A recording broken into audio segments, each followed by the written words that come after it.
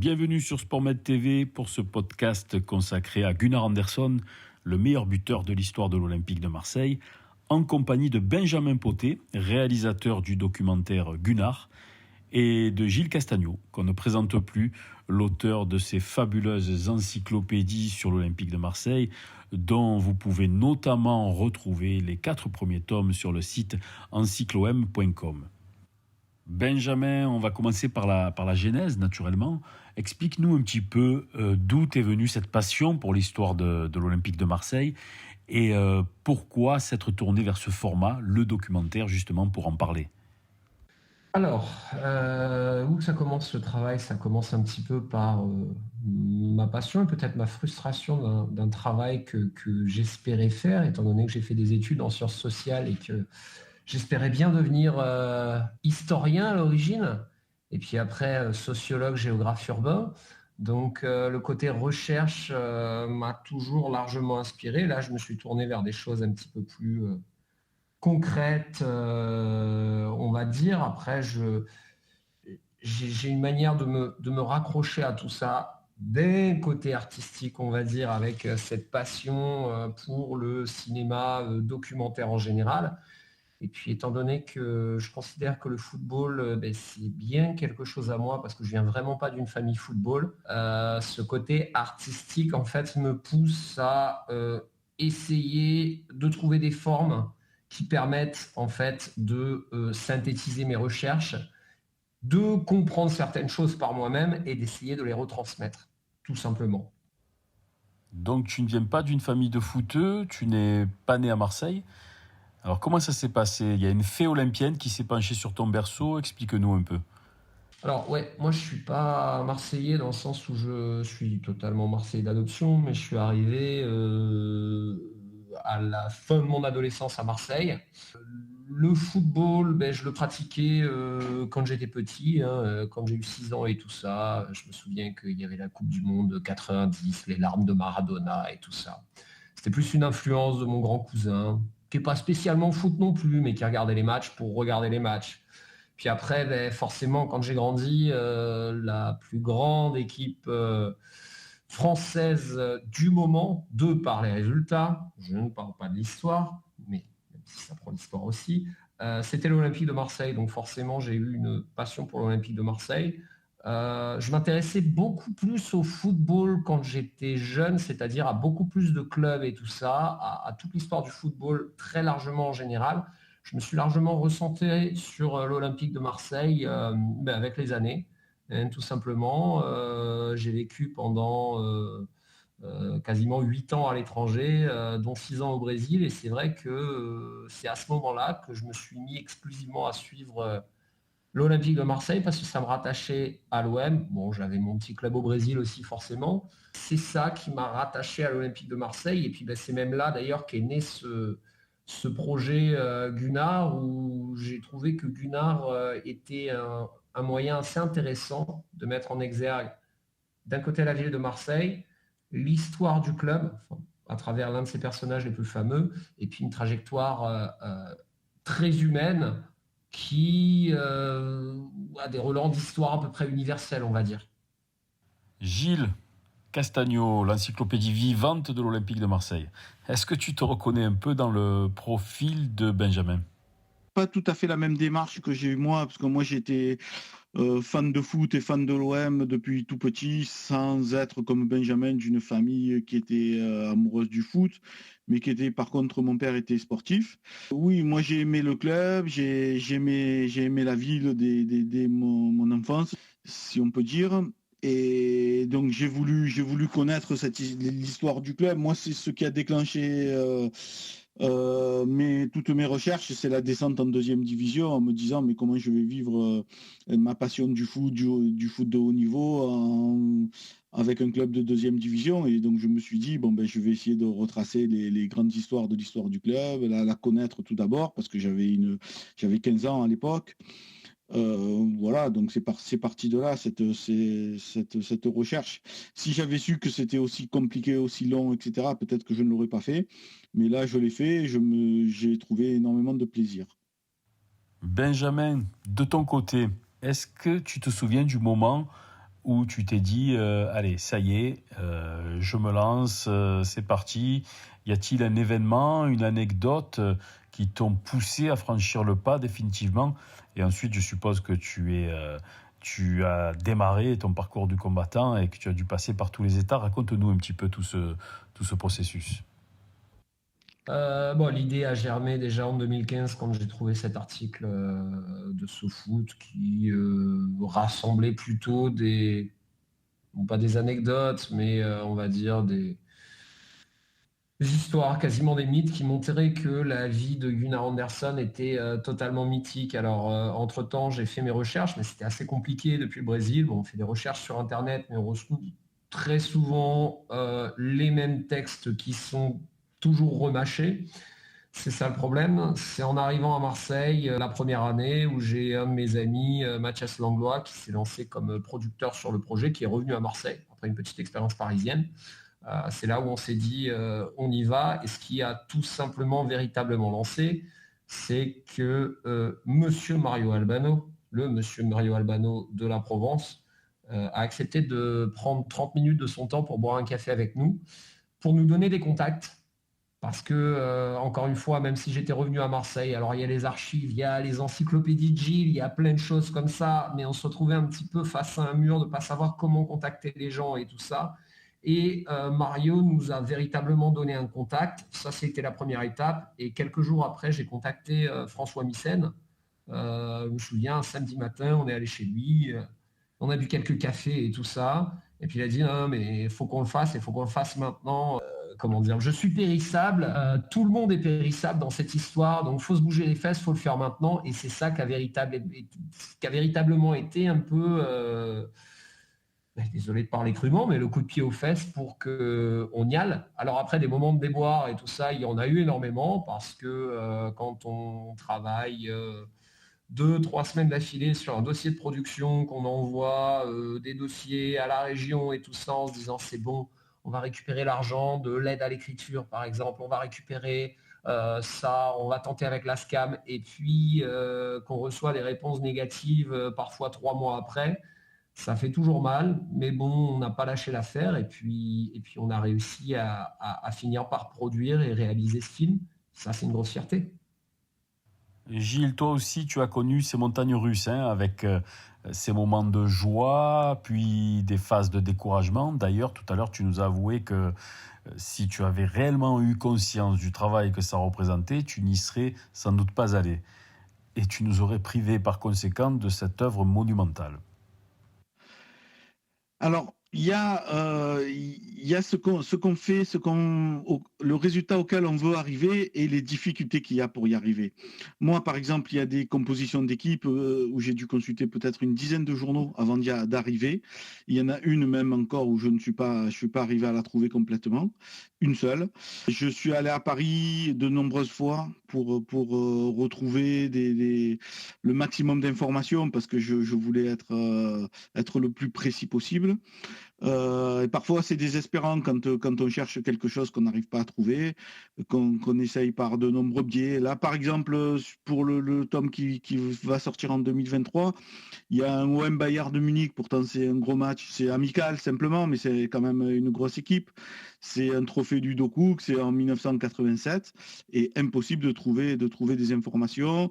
J'ai écrit à Anvers, parce que le match s'est joué à Anvers. Ils m'ont envoyé un article en flamand où il n'y a même pas la composition d'équipe, etc. C'est le lendemain d'un match de championnat. Voilà, il y a des choses comme ça qu'on ne trouve pas. Bon, ben après, au bout d'un moment, soit on laisse tomber, soit on essaye d'aller au bout des choses. Voilà, c'est ça qui est un peu compliqué. C'est pas désespérant, mais il y a un moment, on dit bon ben on passe à autre chose parce qu'on peut pas passer des heures sur simplement un match amical, quoi. Voilà, ce qui est un peu parfois difficile, quoi. Et après, il y a les à côté qui sont embêtants, c'est-à-dire pour vendre le livre, pour trouver des photos, pour acheter les droits à l'image, pour les mettre dans des librairies, pour aller les amener, aller convaincre les gens de le vendre ou de l'acheter. Voilà, c'est des choses comme ça qui sont moins plaisantes, quoi. Voilà. Benjamin, même si tu dois être naturellement satisfait et plutôt fier du rendu final, et à juste titre d'ailleurs, est-ce que toi aussi tu nourris quelques regrets? Est-ce que tu as quelques frustrations concernant certains documents ou des images dont on sait qu'elles étaient plutôt rares à cette époque. Je crois seulement une douzaine de buts sur les 194 inscrits par Gunnar Andersson. Qu'est-ce que tu aurais aimé avoir en plus que tu n'as pas pu obtenir pour ton documentaire? Par exemple, des matchs de Gunnar, au moins enregistrés à la radio. J'ai pas de son, par exemple, j'ai seulement les sons qui ont été réalisés pour des résumés de matchs qui étaient montrés en général sur Pathé ou tout ça, Pathé News, Pathé Information. J'aurais beaucoup aimé obtenir un petit peu plus d'éléments, mais bon, après, on est toujours insatisfait. De toute façon, je suis un éternel insatisfait par rapport à ça. Ensuite, alors, par rapport aux recherches, moi, c'est vrai que quand je vois le boulot de Gilles, j'ai l'impression que c'est un véritable boulot de fourmi qui est beaucoup plus long, beaucoup plus fastidieux que le mien, même si d'une certaine façon, retracer l'histoire de Gunnar Andersson à l'Olympique de Marseille, c'est pas trop compliqué, grâce entre autres au travail de Gilles. Retracer l'histoire de Gunnar Andersson après, c'est un peu plus compliqué, même si, contrairement à ce que pourrait faire Gilles, même s'il s'intéresse qu'à l'époque olympique de Marseille, je reste sur des dates assez vagues parce que l'important dans un film, surtout dans un documentaire de 52 minutes, qui ne peut pas être aussi dense qu'un livre de 300 pages, je me base beaucoup plus sur l'émotion. Hein. Donc, j'ai une relation, on va dire, à la plastique, au contenu que je peux avoir, à la manière dont il est mis en forme, alors que ce soit dans des archives de l'époque ou que ce soit dans des interviews qu'on fait, où parfois on repose la question et tout ça, mais on n'obtient pas, enfin, du moins on n'a pas l'impression d'obtenir, je ne vais pas dire une sincérité, mais une espèce de... On a l'impression qu'il y a un décalage entre le contenu de la réponse et la forme de la réponse. Et c'est ça qui peut parfois être frustrant, c'est ça qui hélas, au montage, ne permet pas de raconter certaines petites anecdotes qu'on aurait voulu quand même garder, qui ne permettent pas de garder certaines petites histoires, certains petits détails qui paraissent extrêmement importants, que si on avait à les écrire dans un paragraphe, eh ben, on pourrait raturer ce paragraphe, le reconstruire et tout ça. Donc forcément, oui, quand on est réalisateur de documentaires, on a toujours une grosse frustration par rapport à ça, par rapport à la matière et par rapport à la forme, très souvent. Allez, on va entrer maintenant dans l'atmosphère du documentaire et dans l'univers de ce drôle de personnage, ce Suédois à l'allure dégingandée, sorte de Stan Laurel un peu timide, qui débarque à Marseille un soir d'hiver 1950 sur la pointe des pieds, qu'il gardait toujours positionné en canard, on le surnommait d'ailleurs 10h10 à ses débuts. Ce brave Scandinave commence à écrire la première page de sa romance avec l'OM le 31 décembre à Toulouse et à aller reproduire ce geste victorieux à 194 reprises en 220 matchs au total sous la tunique blanche pendant plus de 7 ans. Un record qui tient toujours évidemment. Benjamin, tu es né une quinzaine d'années après la triste disparition de Gunnar Andersson à 41 ans, victime d'une rupture d'anévrisme en pleine rue près du Vieux-Port à Marseille. Rongé par ses apéritifs anisés qu'il aimait tant partager, même au temps de sa splendeur, et avec l'accent, s'il vous plaît. Et pourtant, Benjamin, on peut dire aujourd'hui que tu fais quasiment partie du cercle de ses intimes. Et je l'ai déjà rencontré, et oui, j'en ai déjà rêvé, ça c'est complètement fou. J'ai rêvé plusieurs fois en fait qu'on était dans ma cuisine là et que moi je tenais la caméra, que j'étais face à lui. C'est des rêves un peu fou par rapport à ça, mais bon, forcément, ce qui m'a touché largement chez lui, c'est, comme tu l'as si bien dit, cette fragilité et cette humanité que je trouve impressionnante. Je sais pas si, enfin si, ça doit être très intéressant de faire un documentaire sur Cristiano Ronaldo, clairement, hein, surtout quand il aura fini sa carrière dans peut-être 3-4 ans.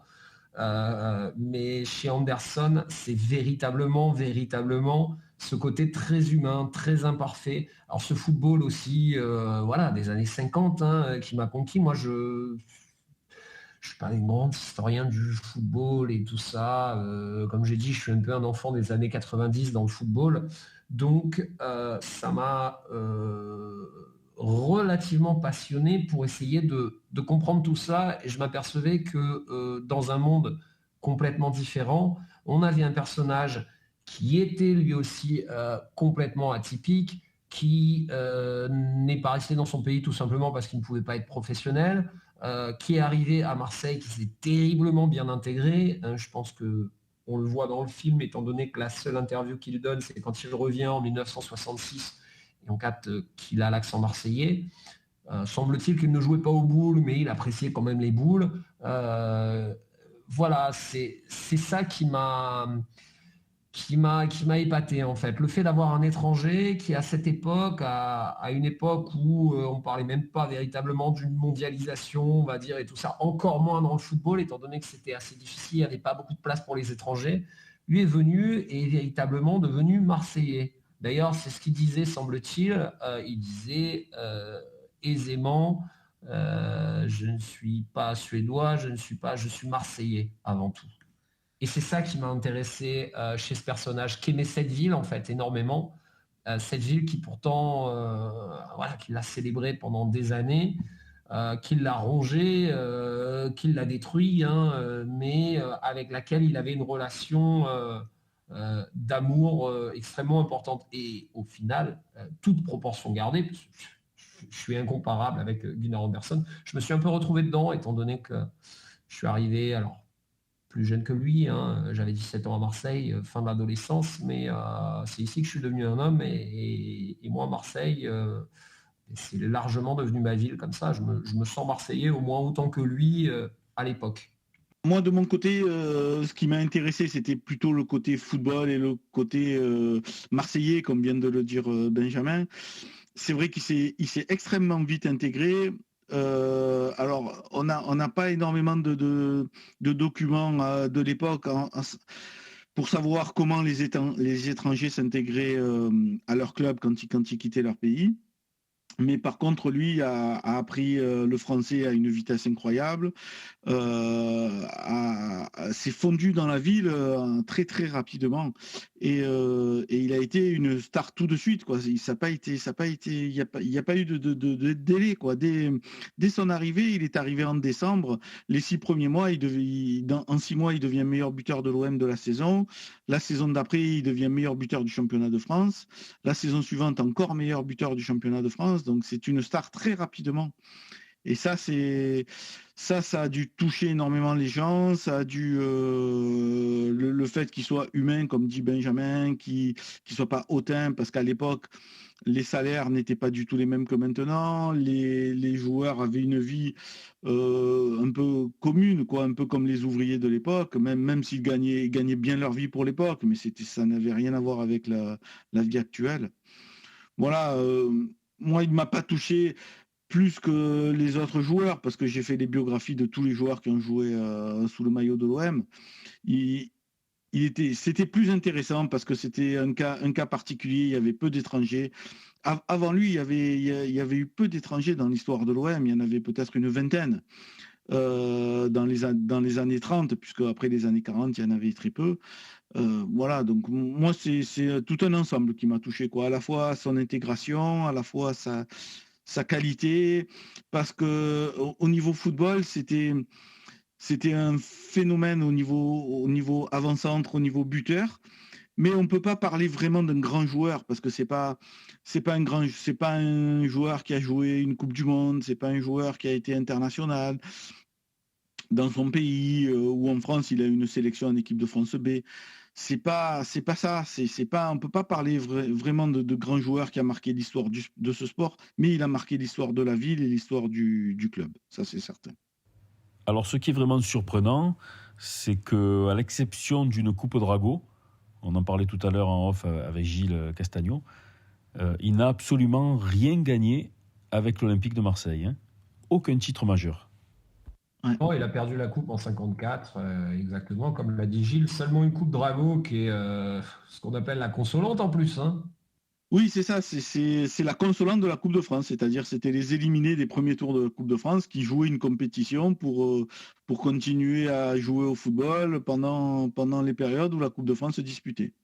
Pas de trophée majeur avec l'OM, pas de sélection avec son équipe nationale. Il n'a d'ailleurs disputé aucune compétition internationale de toute sa carrière. Finalement, si Gunnar Andersson est entré dans la légende, n'est-ce pas autant par la fragilité de son personnage, par sa vie extrasportive et évidemment par sa fin tragique, que par le nombre de buts incalculables qu'il a inscrits sous la tunique olympienne? Oui, alors je suis assez d'accord avec toi. Bon, après, c'est sûr que ça reste toujours le meilleur buteur de l'OM. Donc, après des Skoblar, des JPP, quand on continue de regarder le classement, on voit que c'est Gunnar qui, à mon sens, à moins que le football réévolue dans l'autre sens, on va dire, le restera peut-être pour toute l'histoire de l'Olympique de Marseille. À moins qu'on ait une pépite qui reste. C'est le côté extra-sportif, oui, bien sûr. Et puis, c'est ce côté véritablement à part, et puis peut-être magnifique loser, parce que même s'il faisait gagner son équipe, l'équipe de l'époque n'était pas au top. Moi, comme je l'ai dit, je suis un enfant un peu du football des années 90, et c'est vrai que au-delà de la référence de Zidane qu'ont tous les petits Français qui ont entre 30 et 40 ans maintenant, mon joueur préféré probablement c'est Juan Pablo Riquelme, qui lui aussi est un magnifique loser, parce que il me semble qu'il n'a pas gagné grand-chose dans sa vie, mis à part peut-être avec Boca là-bas. Mais c'est vrai que c'est aussi ça qui m'a un petit peu fasciné dans le personnage de Gunnar Andersson, en fait. Le fait que voilà, ça devait être un joueur qui devait être véritablement un phénomène, hein, comme ça avait été dit à la projection de vendredi à l'Eden à la Ciotat, mais que voilà, c'est un joueur qui n'aura pas rapporté de titre à l'OM. Alors il y a ce match mythique resté dans toutes les mémoires, c'est ce fameux OM Saint-Étienne de mars 1957. Les Verts, leaders du championnat, se déplacent dans un stade Vélodrome plein à craquer. D'un côté, Gunnar, de l'autre, Mekloufi, deux des meilleurs attaquants de l'époque, qui vont se livrer d'ailleurs un duel absolument extraordinaire. Score final 4 pour Gunnar, 3 pour Mekloufi, et d'ailleurs un quatrième but que l'on ne verra jamais, regrets éternels, puisqu'ils font défaut aux archives et hélas également au documentaire de Benjamin. On considère souvent, alors je ne sais pas si c'est un peu surfait, mais on considère souvent ce match comme le sommet de la carrière de l'attaquant suédois.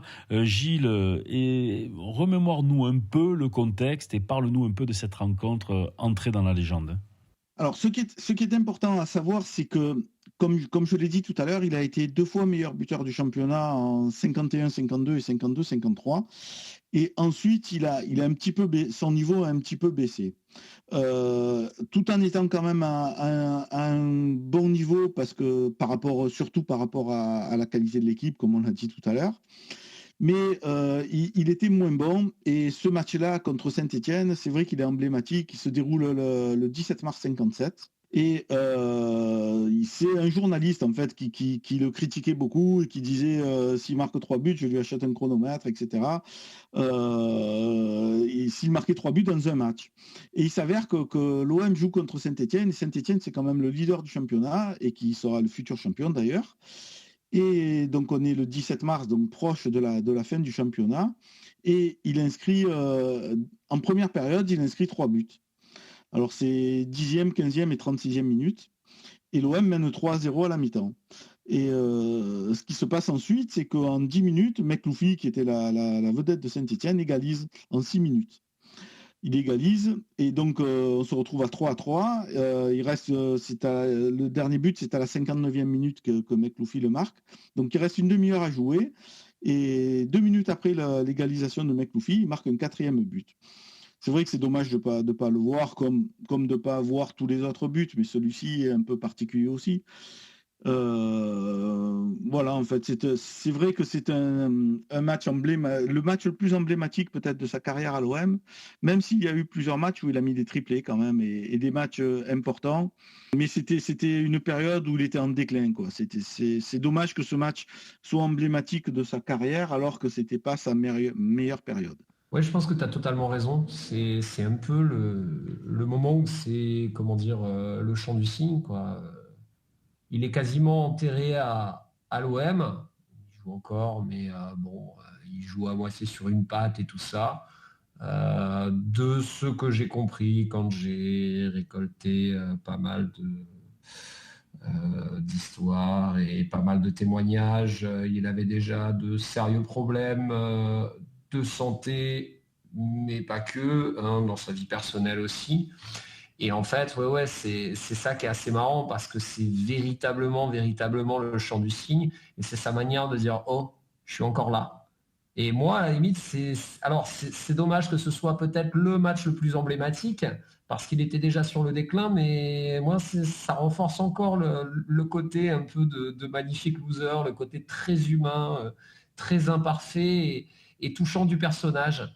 Alors bon, si on peut parler des moments où j'ai pu sauter sur ma chaise et tout ça, quand je faisais mes recherches et tout ça, c'est quand je suis tombé sur le site de l'INA professionnel sur ce film, enfin, j'étais aux anges, quoi, en me disant, c'est bon, enfin j'ai ça, j'ai ce bout de match avec les commentaires. Alors, où hélas, le 4e but né de Gunnar n'est pas filmé, mais bon, je trouve que ça renforce la légende Gunnar Andersson sur ce loser magnifique et cet homme si imparfait. Un homme imparfait dont le destin tragique s'arrête net en 1969 à l'angle de la rue Sainte et de la rue Breteuil. Une fin brutale, une fin presque honteuse et qui aujourd'hui encore fait tache dans l'histoire de l'Olympique de Marseille, qui a laissé mourir son meilleur buteur dans la rue.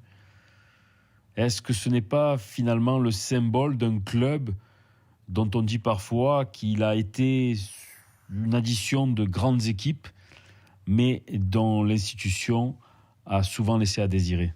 La légende dit qu'il avait récupéré un billet pour aller voir le match contre le Dukla de Prague. Bon, cette légende semble ne plus être vraiment une légende. Il ressortait, en fait, il avait été commandé ce ticket au journal, le Provençal, puis il était sorti par la porte de derrière. C'est pour ça qu'il est mort rue Sainte. Mais alors, oui, je suis totalement d'accord. Gilles pourra émettre son jugement par rapport au grand club ou pas grand club et tout ça. Mais après, c'est vrai que c'est quelque chose qui m'a un petit peu choqué, dans le sens où, quand on a fait nos recherches, on a rencontré quelques anciens Olympiens de cette époque qui nous ont expliqué, par exemple, que l'accès au stade ne leur était pas spécialement permis comme ça, ou c'est quelque chose qui m'a véritablement choqué, étant donné que moi qui ai habité en Espagne, je sais que les gens, les anciens joueurs avec n'importe quelle carte en fait d'anciens joueurs, n'importe quelle licence,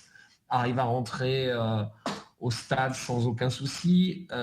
Après, alors sur le fait de ne pas raconter l'histoire de Gunnar Andersson, c'est aussi, me semble-t-il, parce que quand on fait de la communication, parce que bon, l'OM reste une entreprise et fait de la communication, on préfère toujours parler des très belles pages avec une histoire très lisse, très propre. Ou à la limite, si le loser magnifique en fait va devenir un super gagnant, imaginez par exemple Payet rien que soulever une Coupe de France à la fin de l'année, on en parlera comme waouh, le meilleur joueur qu'on ait eu de toutes les années 2010-2020 à l'OM. Donc oui, je pense sincèrement qu'une institution, une véritable institution, serait censée réussir à mettre sur un piédestal tout le monde, tous les joueurs qui ont contribué très largement à soutenir le club, et Gunnar, de par ses buts, a sauvé un paquet de fois l'OM d'une descente quasiment certaine. Et sur ça, oui, Gunnar Andersson, enfin du moins l'oubli de Gunnar Andersson me semble bien démontrer que l'OM n'est pas une grande institution. Si c'est un grand club, parce que c'est le club le plus populaire de France, et ça je crois qu'il n'y a pas vraiment de débat là-dessus, mais pour l'institution, ouais, c'est beaucoup plus compliqué. Gilles, est-ce qu'on peut imaginer un Gerd Müller au Bayern Munich, un Jan Rush à Liverpool, un Alfredo Di Stefano au Real Madrid? On ne va pas tous les citer, les exemples sont nombreux. Aller quémander, après leur carrière, une place de stade au journal local pour aller voir le club de leur cœur, pour aller voir le club dans lequel ils se sont si brillamment illustrés. Est-ce que c'est imaginable, ça? J'ai du mal à le croire. Je partage tout à fait l'avis de Benjamin là-dessus. C'est difficile de parler de grands clubs quand on voit ce qui a été fait, par exemple, pour Raymond Kopa au Real de Madrid ou pour Di Stefano aussi au Real de Madrid. Oui, parce que là, on parle vraiment d'un grand joueur marquant du club. On ne parle pas d'un joueur lambda. En plus un étranger, en plus qui vit à Marseille. Par contre, il y a des choses, il y a d'autres choses à dire, c'est qu'il a été aidé par des personnes à Marseille. Il a été aidé pour travailler sur le port, pour essayer intégrer le club, des choses comme ça. Et je pense qu'il n'était pas fait pour ça, qu'il a déçu ces gens qui l'ont aidé aussi. Ça, il faut le dire. Par exemple, quand on vous donne un travail, vous entraînez les jeunes, etc., et que vous venez pas à l'heure ou que vous faites mal votre boulot, etc. Je pense je suis sûr qu'il y a des gens, enfin, c'est même connu, il y a des gens qui ont essayé de l'aider, mais malheureusement, ça s'est mal passé, quoi. Voilà, donc peut-être qu'il a été aussi mis de côté à cause de ça. Moi, j'avais rencontré, quand j'avais écrit le tome 2, la préface avait été faite par Maurice Gransart, donc le père de Roland, et il m'avait raconté que même lui, qui s'occupait aussi des anciens de l'OM, avait été intervenu pour pouvoir lui payer des obsèques décentes, quoi, disons, pour pas qu'ils soient enterrés en fosse commune. Donc c'est dire où ça va loin. Bon. Voilà. Après, il y a un autre très grand Olympien qui est mort dans la misère aussi, c'est Larbi Ben Barek. Mais par contre, à la différence de Gunnar, il est mort, lui, dans son pays, au Maroc. Donc, est beaucoup plus âgé. Allez, revenons un peu au terrain, si vous le voulez bien. Gilles, je sais que tu es passionné par les grands attaquants de l'Olympique de Marseille. C'est vraiment un sujet que tu maîtrises parfaitement.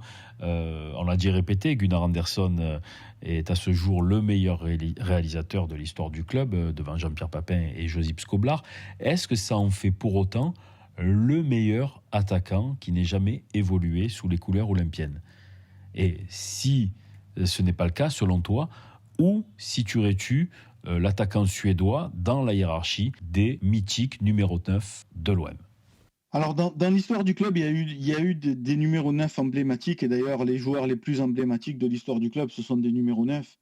Le problème, comme on disait tout à l'heure, c'est qu'il n'y a pas beaucoup d'images sur Gunnar, donc difficile de juger. C'est certain qu'il serait loin derrière des joueurs comme Josip Skoblar, qui est beaucoup plus complet. D'ailleurs, il y a une chose à dire sur Gunnar, c'est que tout le monde dit que c'est un avant-centre, mais au bout de 3-4 ans qu'il était à l'OM a acheté Rustichelli comme avant-centre, et Gunnar est devenu inter-gauche, c'est-à-dire meneur de jeu côté gauche. Donc il a pas fait toute sa carrière comme avant-centre. Un peu à l'image de Josip Skoblar, qui au départ n'était pas du tout un avant-centre, mais un inter-gauche aussi. Moi, je pense que Josip Skoblar est nettement au-dessus, et Jean-Pierre Papin aussi.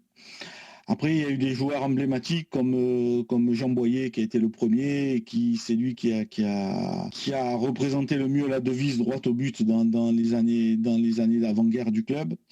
Voilà, donc moi je mettrais Skoblar et Papin nettement au-dessus.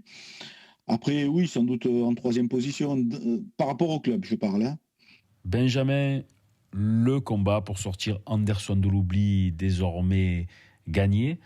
Un autre arrive et s'annonce tout autant difficile.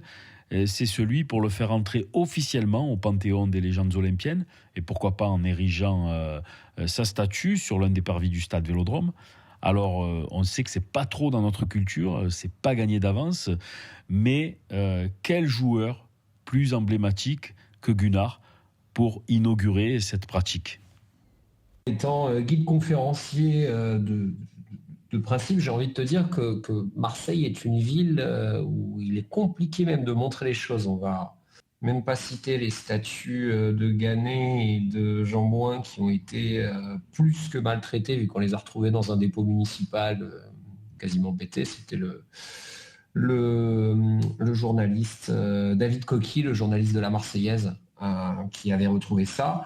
Mais on a toujours dit que Marseille était une ville antique sans vestige. Dans la liste de Prosper Mérimée, qui est un peu le premier inventaire où on parle vraiment de monuments et tout ça, ça date de 1841. Il n'y a pas un monument sur Marseille, alors qu'il y en a énormément à Arles, à Avignon et tout ça dans la région.